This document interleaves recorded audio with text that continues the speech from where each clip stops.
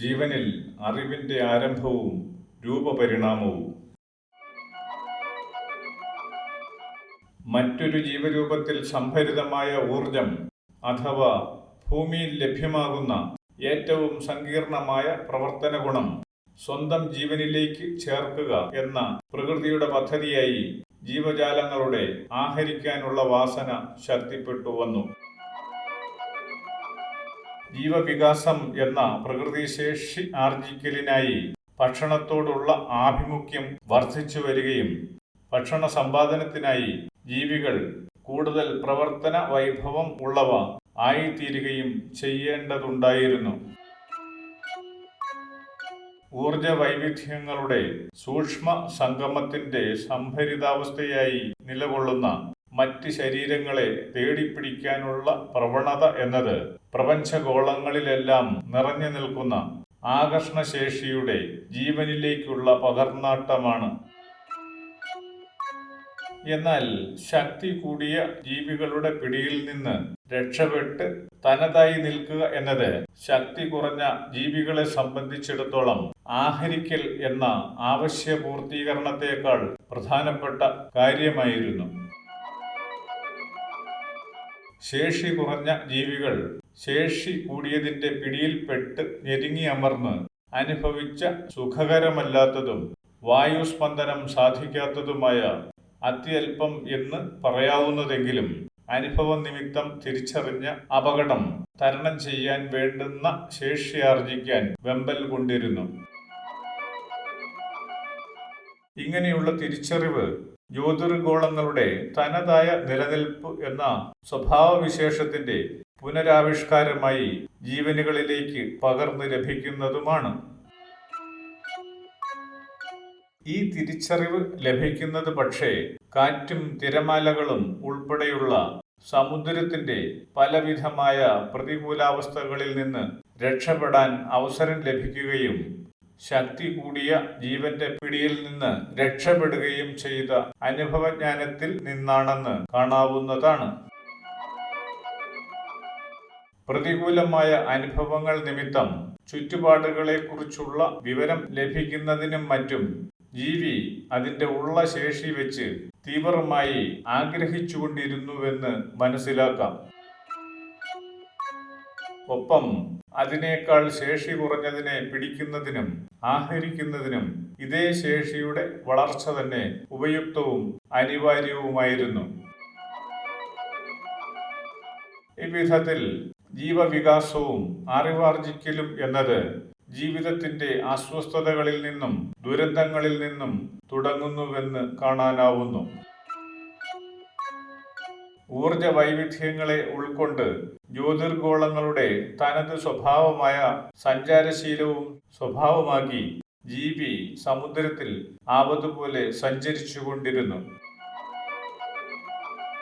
ഒഴിവാക്കാനാവാത്ത ആവശ്യങ്ങൾ നിമിത്തമായി ജീവന്റെ പ്രധാനപ്പെട്ട ലക്ഷ്യവും പ്രവർത്തനങ്ങളും എന്നത് ഏതൊരു അവസ്ഥയെയും തിരിച്ചറിയാനും പ്രതിസന്ധികളെ തരണം ചെയ്യാനുമുള്ള ശാരീരികമായ യോഗ്യതയ്ക്ക് വേണ്ടിയായിരുന്നു.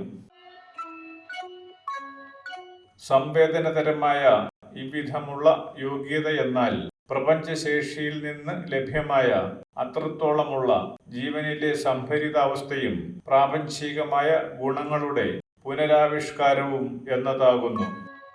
പ്രവർത്തനനിരതമായ പ്രപഞ്ചത്തിന്റെ ശേഷി വൈവിധ്യങ്ങളുടെ അത്രത്തോളമായ പ്രതീകങ്ങളാണ് ഈ ജീവികൾ ഓരോന്നും. തല എന്ന് വിളിക്കാവുന്നതും പ്രകാശബന്ധം അധികമായിരുന്നതുമായ ഭാഗത്ത് വായ രൂപപ്പെട്ടു വന്നതുപോലെ സംവേദനക്ഷമമായ മറ്റ് പ്രധാന അവയവങ്ങളെല്ലാം ശരീരത്തിന്റെ മുൻഭാഗമായ തലയിൽ തന്നെ കേന്ദ്രീകരിച്ച് വരികയും ചെയ്യുന്നു. വായ എന്ന അവസ്ഥയിൽ രൂപപ്പെട്ട ദ്വാരം പോലെ തന്നെ പ്രധാനപ്പെട്ട മറ്റൊരു പ്രവർത്തനശേഷി കൂടി സ്വയം സഞ്ചാരപ്രാപ്തി ആർജിച്ച ജീവിക്ക് അന്യജീവിയെ പിടിക്കാൻ അനിവാര്യമായിരുന്നു. ഇരയാകുന്ന ഊർജ പ്രവർത്തനങ്ങളുടെ തനതായ പ്രതിരോധ ശേഷി ആഹരിക്കാൻ വെമ്പൽ കൊള്ളുന്ന ജീവിക്ക് താങ്ങാവുന്നതിലും അപ്പുറമാണോ എന്ന് തിരിച്ചറിയേണ്ടതും അനിവാര്യമായിരുന്നു.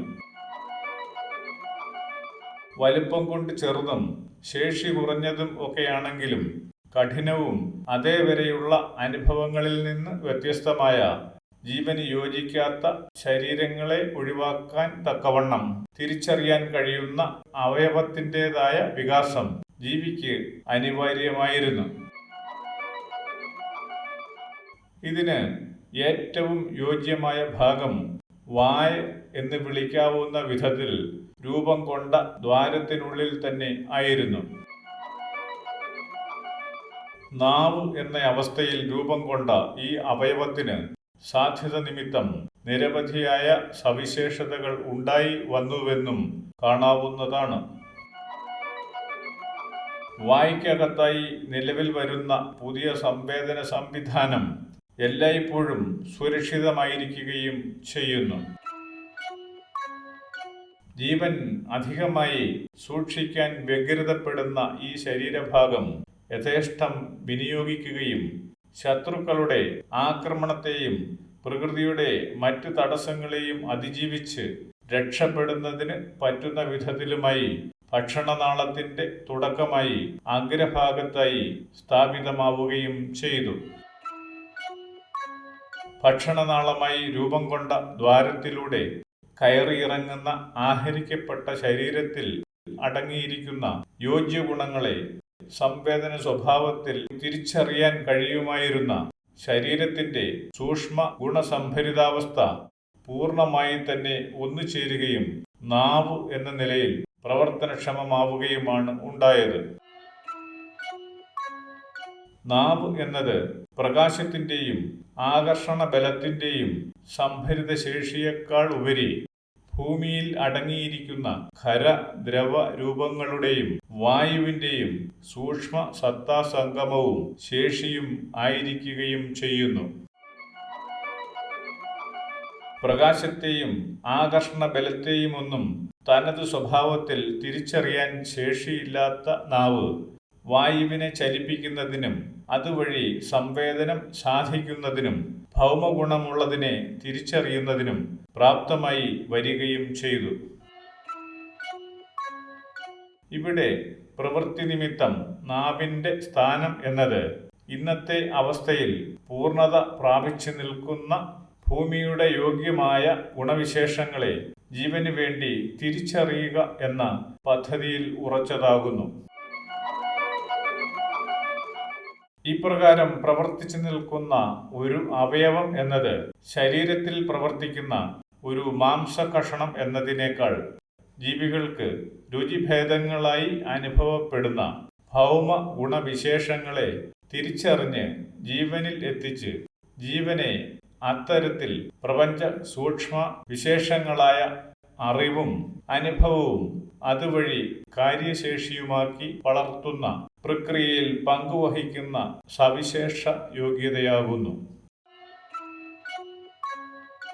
അതുകൊണ്ട് തന്നെ മനുഷ്യൻ എന്ന നിലയിൽ ജീവൻ പരിണാമ പൂർണ്ണതയിലെത്തുമ്പോഴേക്ക് നാവ് എന്ന അവയവം രുചിഭേദങ്ങളായി ജീവന് അനുഭവപ്പെടുന്ന ഭൂമിയുടെ സവിശേഷതകളെ ജീവനിൽ നിറയ്ക്കുന്നതിനായി സംജാതമായ പ്രാപഞ്ചിക ലക്ഷ്യം എന്ന മഹാപ്രവർത്തനത്തിന്റെ പ്രത്യക്ഷ യോഗ്യതയായി നിലകൊള്ളുന്നു എന്ന് കാണാനാവുന്നു.